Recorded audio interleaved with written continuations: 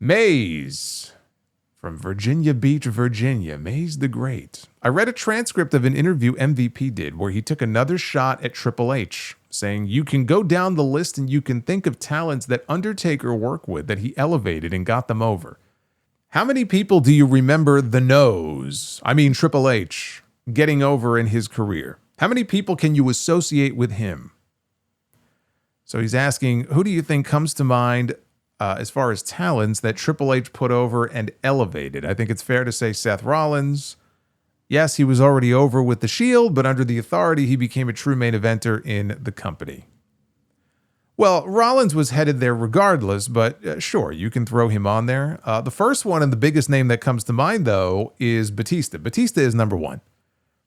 Batista was obviously one of the people who was handpicked by Triple H to be a part of Evolution in the first place. They built a very good story with him heading into WrestleMania in 2005. He put him over at WrestleMania, and then he put him over 2 more pay-per-views. 3 in a row, with their Hell in a Cell match being the best of the bunch. And that's it. That's all I can really give him credit for. I'm sorry. I mean, he put over lots of people, but that's very different than like truly elevating them to a level above and beyond what they had been doing. I mean, he put over Daniel Bryan, who was already super over, right? I guess that would be the closest one, because the Authority story is what led to him winning the world title at WrestleMania, even though, again, that was never supposed to happen. But Bryan was already super over. You know, he put over Roman Reigns, who was already on the ascent. And they had a terrible WrestleMania match that did nothing to truly elevate the guy. In fact, as I recall, I'm trying to remember because I was in the fucking building, the fans spent most of the match booing Roman. And I don't even agree with MVP giving him Randy Orton. Mick Foley did more to truly elevate Randy Orton in the eyes of the fans than Triple H ever did in any of their matches. I would even say Undertaker to an extent. That was sort of where the healing began after what happened to Orton in 2004 after he lost the World Heavyweight title.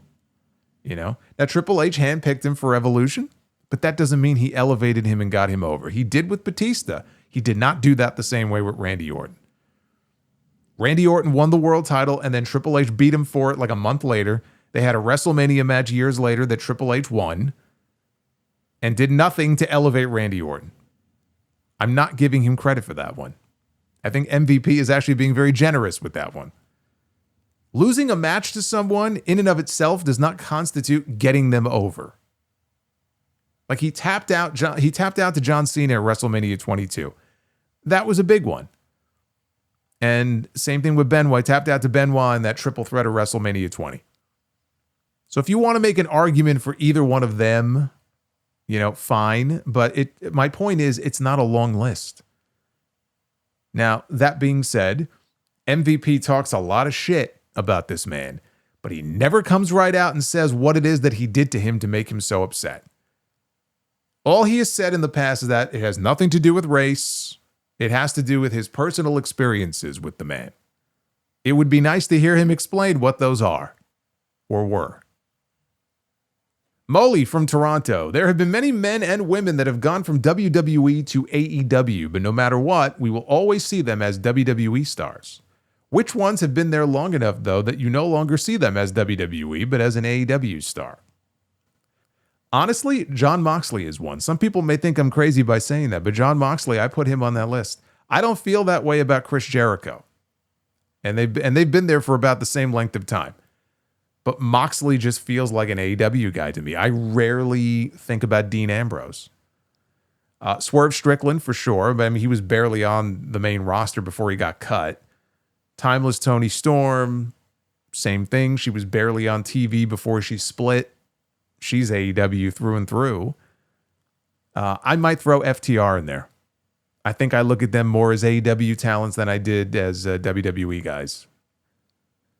Q, the Destroyer from Chicago. People always talk about the loudest pops that they've ever heard, but can you think of the loudest heat from the crowds that you have heard over the years? Yes. Yes, I can. Elias and Kevin Owens. Elias making that jab about the Supersonics in Seattle. Holy shit, the heat for that was incredible. Incredible. Even they were looking at each other in the ring. They could hardly contain themselves. They were so happy. You could tell on the inside. They're so happy at the heat that they were getting. John Cena walking into his Money in the Bank match with CM Punk in your backyard in Chicago. Roman Reigns.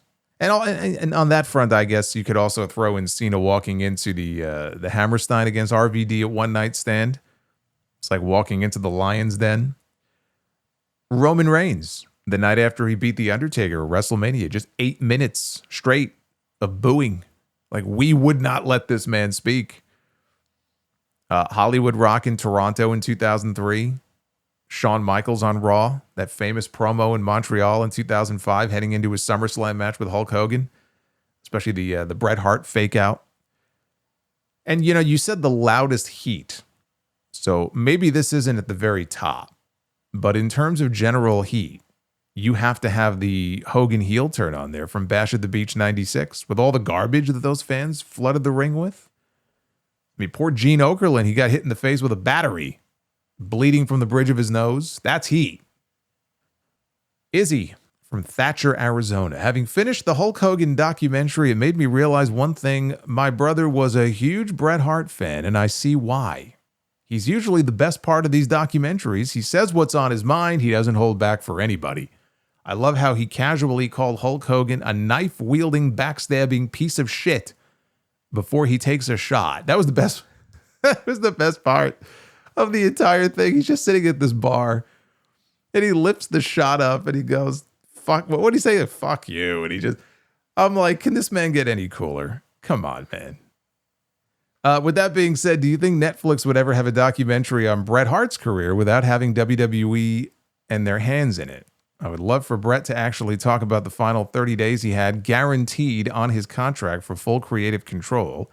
That seems to be something that Bruce and everyone else backstage conveniently forgets to talk about, and that Vince McMahon wasn't worried about Bret leaving with the title. What say, dude, you're going to get me really going here if you get me into the Montreal shit again. Like, there is so much misinformation and just bullshit from these people. Whenever I hear them talking about this shit in a documentary about how we had to get the belt off of him because that was his last night. Was it in the Hogan documentary? It was just recently. Maybe it was the Hogan documentary. Oh no, you know what it was? I think it was the Shawn one on Peacock. Yeah, because that got me pissed off. Like, I don't know if it was Bruce or who it was, but it's like, we had to get the belt off Bret because it was his last night and he was leaving. I'm like, fuck you. Fuck you and your misinformation. But they have peddled this narrative for so long that people now buy it as gospel that, oh my God, I can't believe that Bret Hart wouldn't drop the belt. It was his last night. No, it wasn't. It ended up being his last night, but it wasn't. Going into it was not supposed to be his last night. And yeah, the creative control aspect gets glossed over. It's, dude, don't even get me started on that. As far as Netflix doing a Bret documentary without WWE's cooperation, it's never going to happen. It's never going to happen because if nothing else, they wouldn't have access to all of his footage. You can't do a documentary without having access to that stuff. And I don't think WWE would ever give permission for it. I mean, for them not to be involved, oh yeah, sure. I'm sure it will be painted in a great glowing light by Bret. Just look at the comments he makes any given week about Triple H. You think they would trust a Bret Hart documentary without having their hands in it? And they have the business relationship with Netflix. The chances of that happening are zero. Unless WWE is involved, it ain't happening.